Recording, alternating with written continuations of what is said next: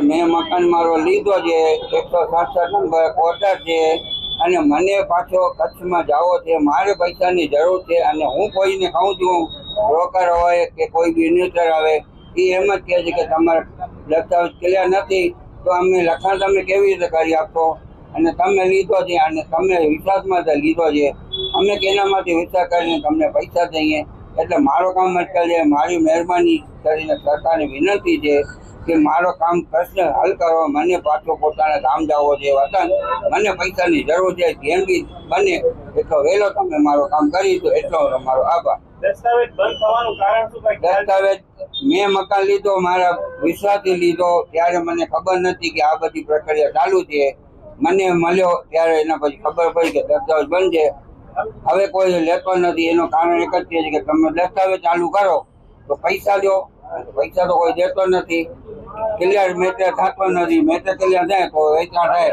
એટલે મને સખત જરૂર છે ગમે તેમ વહેલો બને એટલો તમે પ્રશ્ન હલ કરો તો મારી સમસ્યા હલ થઈ જાય એટલો આભાર। છેલ્લા 40 વર્ષથી અમે રેફ્યુજી કોલોનીમાં રહી છીએ, અમે વેચાણ દસ્તાવેજ કરીને મકાન લીધેલું છે।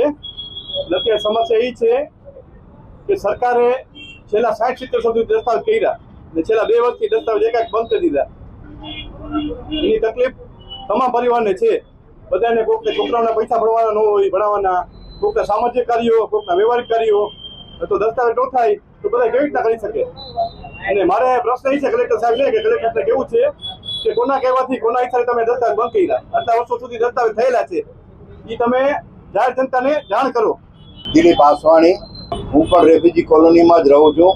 છેલ્લા 1.5 થી 2 વર્ષથી આ સોસાયટીના દસ્તાવેજ બંધ કરી દેવામાં આવ્યા છે। 1947માં અમારા વડવાઓએ આ મકાન બધાને સરકાર દ્વારા મળેલા છે અને એની સ્ટેમ્પ ડ્યુટી પણ ભરેલી છે, દસ્તાવેજ પણ ભૂતકાળમાં બન્યા છે।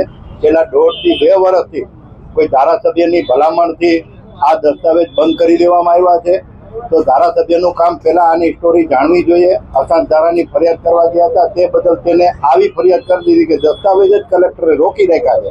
હવે મધ્યમ પરિવારો જે પોતાની પ્રોપર્ટી અને અઘરા ટાઈમે જ્યારે એને પૈસાની જરૂર હોય ત્યારે પોતાની પ્રોપર્ટી અથવા સોના દાગીના વેચીને પોતાનું ઘરનું જજમેન્ટ ચલાવતા હોય ત્યારે હાલની તકે બધાનું આ બધું ખોરવાઈ ગયું છે। વહેલા તકે અમારે સરકારશ્રીને એ જ વિનંતી છે કે તમે આ બધા નિરાશ્રિત લોકોના દસ્તાવેજ બનાવો, નહીં તો આવનારા દિવસોમાં આ થોડો આક્રોશ વધશે અને આંદોલન થશે। હાલમાં અમે સોસાયટીમાં જાણ્યું છે કે દર્શિતાબેન શાહ આમાં ગયા હતા કલેક્ટરને, તેદીથી દસ્તાવેજ બંધ થઈ ગયા છે।